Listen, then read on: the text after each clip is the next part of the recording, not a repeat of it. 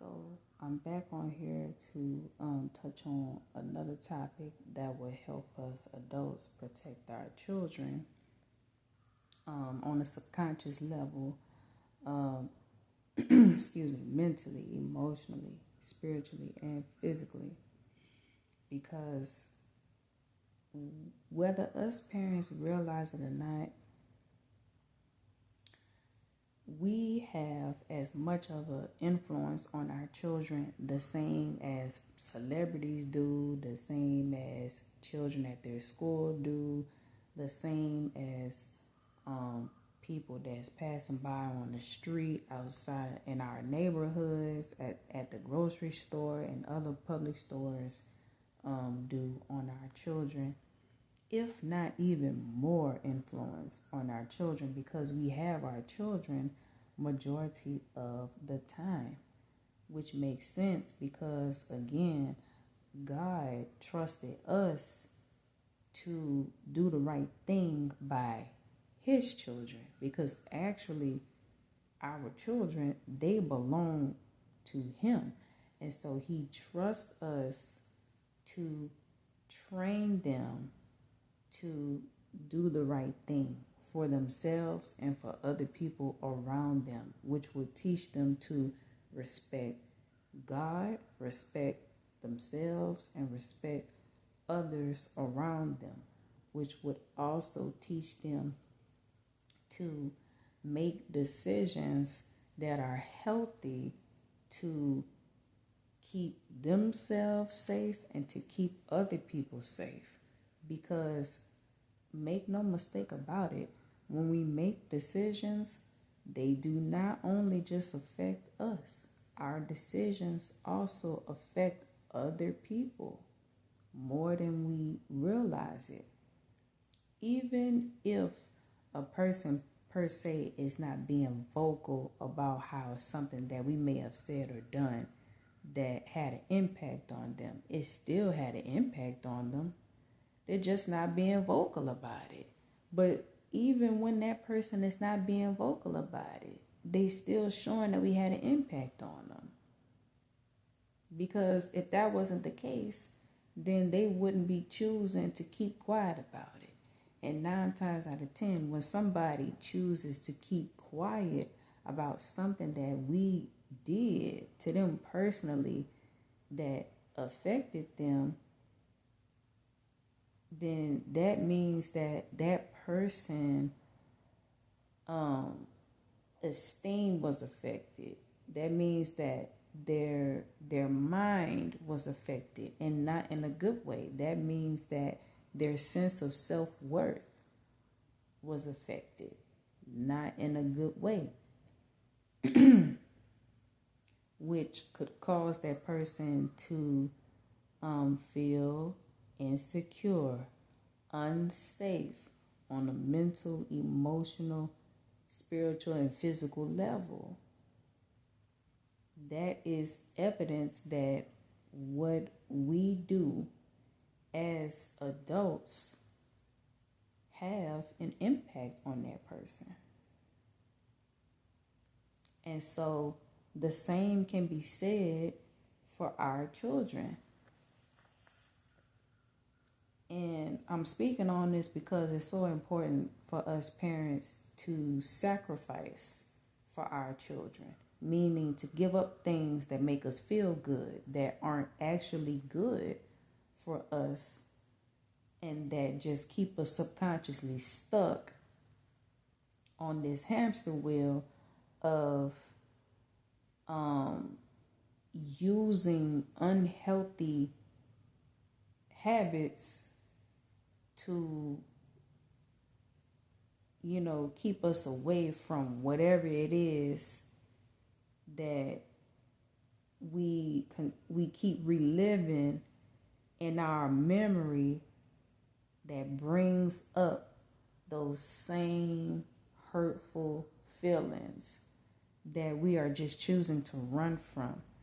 And on the flip side, some of us would even consciously choose to stay stuck in our chaos and dysfunction that happens in here on a mental level, because we know that if we were to actually sacrifice what's not healthy for us and therefore not helping us grow, that would force us to have to actually do the work, which means that we would have to learn how to become disciplined.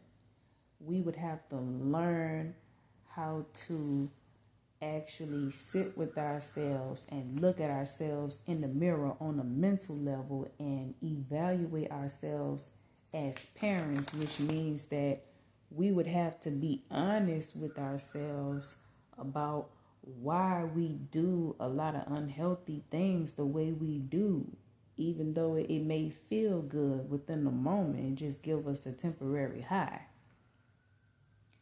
This will also mean that we would have to hold ourselves accountable as parents to a lot of the bad decisions that we've made that are no longer mistakes. It's a mistake when we do it the first time, but if we do it the second, third, fourth, fifth, and so on and so forth, it's no longer a mistake.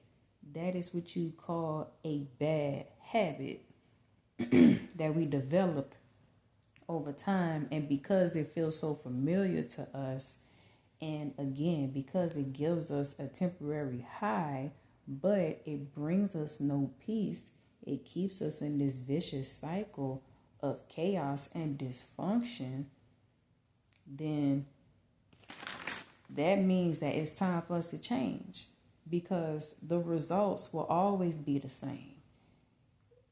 Us as parents choosing to stay stuck in our chaos and dysfunction, it will only continue to cause us to deteriorate on a mental, emotional, spiritual, and physical level. And so it's like, okay, if we choose to stay stuck in these unhealthy habits that we've developed and refuse to let go of because it's uncomfortable for us to face the truth about ourselves as parents, about the things that we need to work on within ourselves, then that will only set our children up for failure. Why? Because now us as parents, that means that we're not in a healthy state of mind, in an emotionally healthy place, in a spiritually healthy place, and physically healthy place to show up for our children the way we need to, so that we can give them the same tools coming from a healthy space on every level, so that we can help our children grow up into healthy, productive, and responsible young adults for when they are old enough to start creating families on their own. And see, we have to dive deep into ourselves as adults who have children, as well as adults who don't have children too, but plan to have children. Because see, the chaos and dysfunction within us parents, it does not start when we have children. It actually starts way before we have children. The chaos and the dysfunction within us adults, it starts when we're children, whether it's 5, 10 years old, a teenager. It just starts when we're children. But see, the thing is, we run from the truth about ourselves and our chaos and dysfunction and our trauma as children. And so we start to become conditioned to live in survival mode. And it just carries into our adulthood. And so we turn to things like drugs and alcohol and being promiscuous, fornication, many other unhealthy ways that we develop and just basically just use on repeat to just run. That's all we're doing is running. We're running. It's so easy to run from the truth about ourselves as parents, and so easy for us to run from our pain that we have not healed from, than to actually do the work, to be still. Be still, actually process all of that hurt, that pain, that anger and frustration about what happened to us 10, 15 years ago. But only then, when we start to actually be still and process all of that, only then will we start to be able to make changes within our lives outside of our minds, by getting rid of all of these unhealthy habits. Because when you think about it, how can we as parents do the responsible thing to guide our children in the right direction if we're not already living it? Really think about that. That's something that a lot of parents and a lot of adults who plan to have children have to think about. We cannot successfully guide our children in the right direction. Which what I mean by right direction is guiding our children to make decisions in a healthy way. See, that's the thing. A lot of parents and a lot of adults are making unhealthy decisions without them realizing it, because it's become the norm. That's why. But just because making unhealthy decisions as an adult, whether you're a parent or not, just because it's become the norm, it doesn't make it normal. It doesn't make it right. Just to use an example, we have to keep in mind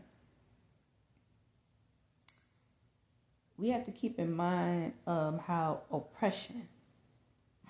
oppression and discrimination was normal. Now, I don't get into politics because I am neutral. As a Christian, I'm neutral, and I don't get into politics, but I'm just using this as a reference to further back up what I'm saying. So remember, at one point, oppression was normalized. It was actually legalized, but did it make it right? Did it make it right for another human? Does it make it right for another human being to strip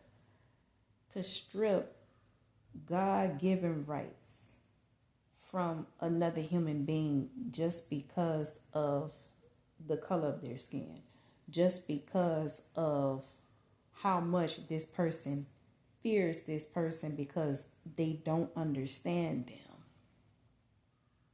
They don't understand them on an ethnic level. And so they use their fear to oppress that person so that that person can get ahead in life. Just because it was legalized, that did not make it right. And so the same principle applies to a lot of adults that make unhealthy decisions on the daily. Just because it's become the norm, because nobody is shaming it like how it used to be, that does not make it normal. It does not make it right. What's normal about us using substances that does not help us on a mental, emotional, spiritual, and physical level? It actually causes us to deteriorate slowly. What's healthy about that? What's healthy about us using what's of course a natural part of life, but that should be done in a responsible way, because this creates families. What's normal about using that natural part of life where families are created from to use it as therapy? How is creating a long list of making spiritual connections with people in bed, how is that healthy for us? We have to see, us as parents, we really have to dig deep within ourselves and ask ourselves, why do I do the things that I do? What's healthy about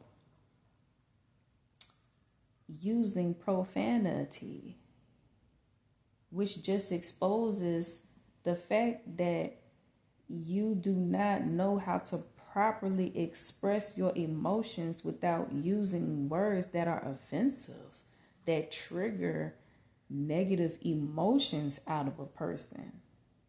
What's healthy about that? What's healthy about listening to music that promotes chaos and dysfunction and that glorifies murder, that glorifies degrading women, that glorifies stealing, that glorifies a whole bunch of wrongdoing? What's healthy about that? I'm mentioning all these things because it's a whole lot of unhealthy attachments to these things that I just mentioned, that a lot of adults and parents have, that is preventing a lot of parents from showing up for our children the way we need to. That's why I'm mentioning these things. I'm not mentioning these things to bash anybody, okay? Because I have been there before in some cases. So I'm not exempt at all. But I could speak on it because I no longer live this way. And so I'm here to tell you that once parents and adults in general actually be still with themselves and do what you call self-reflection, that is when change will start to happen for the better, for parents, adults, and for children as well. Because it's selfish for us to bring children into this world and then to continue to live in an unhealthy way or in a lot of unhealthy ways. That's selfish. If we know deep down that we're making a lot of unhealthy choices in our lives, then that is not the time to have children. Especially if we don't plan on changing these things, then we definitely should not have children, because then our children will be negatively affected in a lot of ways by this. And this will also sabotage our children from actually having the chance to grow up into healthy, productive, and responsible young adults. And then they're going to fall into the same unhealthy cycles that a lot of parents and a lot of adults are in. That's not okay. And that's selfish. So, am I saying that people shouldn't have children? No, that's not my place. I'm not saying that. But what I am saying is that It's selfish to have children and not change our unhealthy ways. We cannot be what you call greedy. 1 second, y'all. 1 second.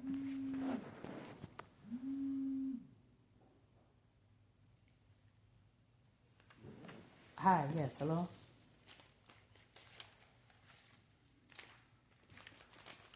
Yes, this is she.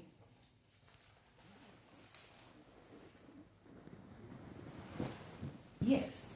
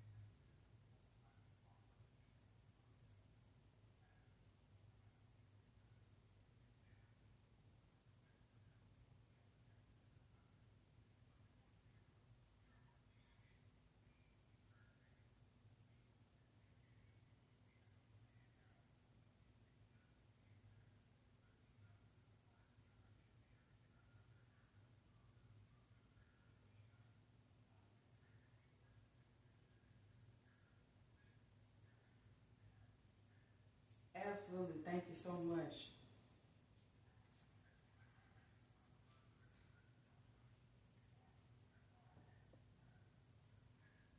Absolutely. Yes, I thank you. I really appreciate you. Thank you. Same to you. All right. Bye-bye. Absolutely. Thank you. Thank you.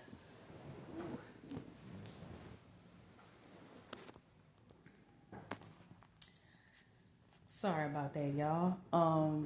That was an important call that I had to take because that was a staff member that I spoke with the other day about a serious matter that happened at my son's school. I won't talk about that in detail in this video. I actually have a video from the other day about that. So if y'all would like to watch the video about that, I would definitely leave the link to it. But so I just received some good news, and just basically, a plan in action that was set in place by staff to make sure that not just that my son is safe, but to make sure that all children are safe, because it's so important that children have a safe learning environment. But like I said, that's in another video that I made before this, so I'll leave a link to that. And I'm very much happy about that, So with that being said,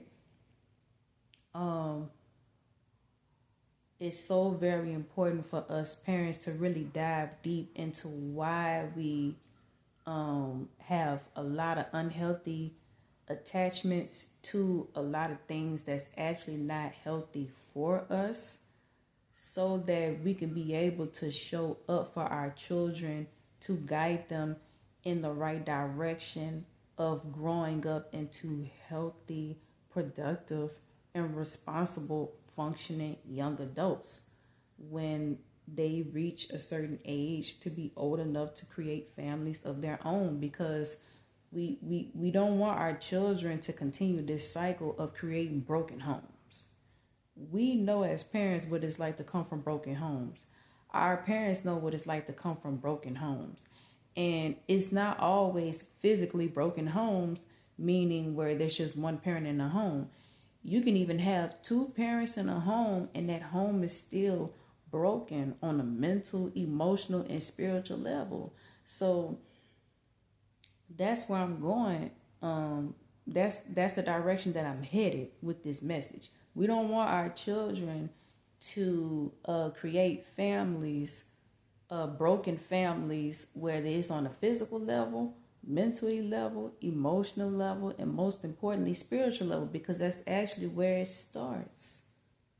It starts at our spiritual core. A lot of parents and adults are spiritually broken. And so we don't want to bring our children to the world and to be spiritually broken like us. No. And so how can we prevent this from happening on a large scale? Change. We have to change. It's time. We have to change. As long as a lot of parents and adults continue to have this, well, I'm going to do what I want to do attitude, which I used to be that way too, guess what? We're hurting our children when we do that. I had to say it. We are hurting our children. Not only are we hurting ourselves, we hurting our children too. And when you think about it, I'm gonna end this message with this for right now. Is it right? Is it right to make our children suffer because we choose to stay stuck in chaos and dysfunction, stay stuck in making unhealthy decisions? Is that right to make our children suffer for that?